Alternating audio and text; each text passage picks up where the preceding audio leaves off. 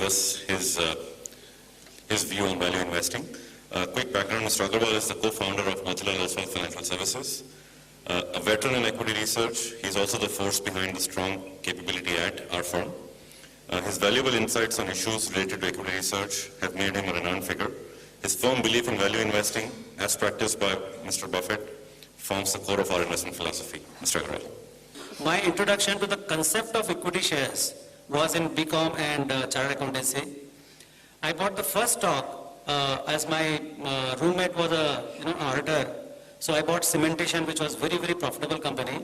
But also, from the professional's advice, I bought Kohinoor Mills. You can imagine what would have been the plight. I mean, in next 3 months, the Datta Samant struck very badly, and we didn't see ever what happened to Kohinoor Mills. But I could sell it before it became zero. I think the next one was that, I really started off with kind of a lot of guys. I read 300 balance sheets because at that point of time, even Business India was not there. Economic Times used to be 3.5-page kind of a newspaper, and they were writing everything except for the businesses, except about the businesses. So there was nothing to read, and the books were not available, completely closed country. So I used to love reading balance sheets.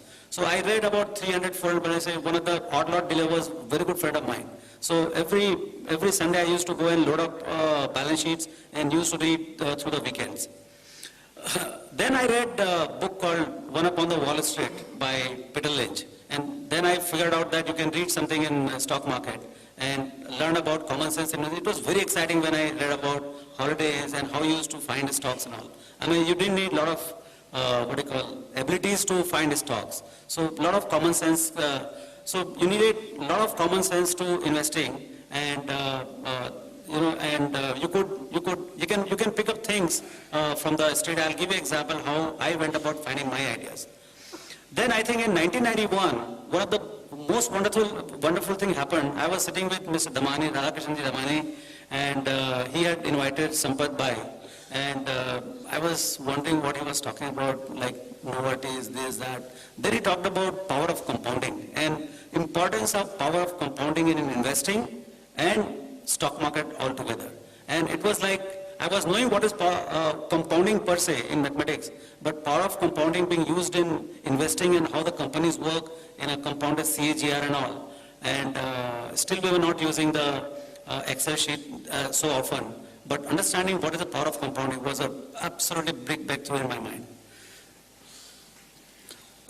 Then 1992, which was a real birth of ours as an entrepreneur, as a firm in stock market, and as an investor, because first time I got enough money, because post Harshad Mehta's boom, there was enough brokerage left, thanks to massive orders and irrational trading which happened in 92.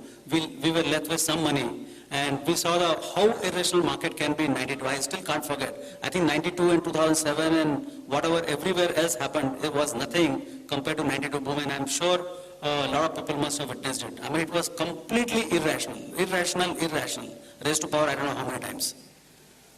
So that was the kind of thing. Then in 1994, dear Sanjay, he introduces me to the Warren Buffett name. I mean, I found it, it must have taken a few days for me to pronunciate it properly.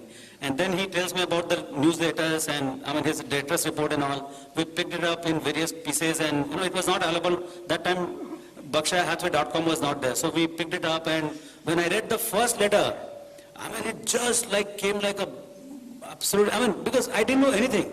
So anything I used to read, I used to find it very insightful. But this was a really big one. Because till then, I used to think about EPS and EPS growth. But then this one really opened my eyes, focus on return on equity, profitability of the companies, profitability of the productivity of the capital rather than just EPS. So that was one thing.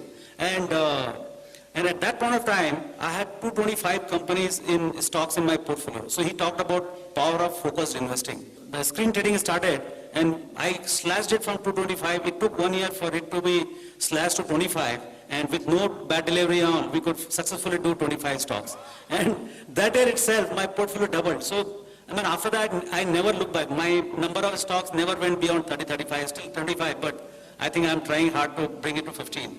So, this was massive learning. Then, 1996, the moment company became a corporate entity, we started doing this study on wealth creation. It was an inaugural kind of thing, but it is a very huge source of learning. And then still, I was not a value discipline. I didn't have any value discipline. I'm talking about till about after reading these guys and till about 95, 96, nothing had happened in terms of understanding what is value. Then 2002, somehow after dot-com burst, I got washed out completely. I mean, my portfolios became 1/4, 1/3, that kind of thing. Then I understood there's something fundamentally wrong in my investing process. Then I went, and a book was lying in my rack, that is Intelligent Investor, and it was looking like old book. I said, why to read that? All the wisdom must have come through Buffett and all. Then I read this book, and then I realized the real powerful thing is margin of safety. And I mean, it was just going through I was not able to focus on this. This buying 10 rupee thing for 5 was the most, and if you see my wealth creation studies, I mean, till about 2002, we never bothered about valuation. So that's where the discipline came, and then sensible things started happening in my portfolio. So, I read a lot of books. I mean, I think my learnings through books have been of course, dear friends have been helpful. But the main thing has been the learning had been through the books, and that I think there is no other way but the books to learn through. I'll just give you some 10, 15 ideas I've put in. Common Stocks, Uncommon Profits by Phil Fisher. What to look for in a company. How do you start looking at a company? Those 14 points, Scuttlebot approach. Value migration. I think this is one book which has not been talked so much about. Adrian Slutsky's written book. Value migration. I think India's story is about value migration. Infosys story about migration. Values, so-called values in businesses, they don't stay at one place. They move from one to other, from telecom in wires to wireless, from public sector banks to private sector banks, and so on and so forth. IT from America to India. IT services, I mean, it was a big thing in America at one point of time. The entire value is migrated to India. So series after series, value migrations keeps happening. If you go to Infosys, in the library of Infosys, the first book kept on there right at the entry is the value migration book. Competitive Strategy by Michael Porter. In CA degree, they didn't teach us how to look at competition. I think this is one wonderful book, first book to read if you are not an MBA graduate and you are approaching the market, how to look at competition. Buffett's on markets, this Fortune article, that was amazing thing. They told us importance of interest rate decline. What can it do to the value of assets all over the world? Value investing by Professor Greenwald. I think this is another way, how mathematics can be used to wire how Buffett invests. Origin of Wealth by Ben Harker. I think he has talked about evolutionary and complexity theories in economics, how things get evolved. But I think most wonderful thing in this book was about various concepts, concept of money, concept of stock market, concept of bank, concept of car, concept of house, everything is talked about. So everything in life, what is not given by God, is more or less concepts created by human being. And I learned yesterday only that State Bank of India is a 200-year-old bank. So, some concepts can be very age-old. This particular institution is 130, 140 years old. So the concepts have to be very, very powerful when you invest. Theory of investment value, Burr William, 1938 classic. Again, terrific idea on dividend discount model. How does actual foundation of hen for the eggs, cows for the milk, and stocks for the dividends? I mean, that's the idea which came from Burr William. And of course, I told you about Intelligent Investor.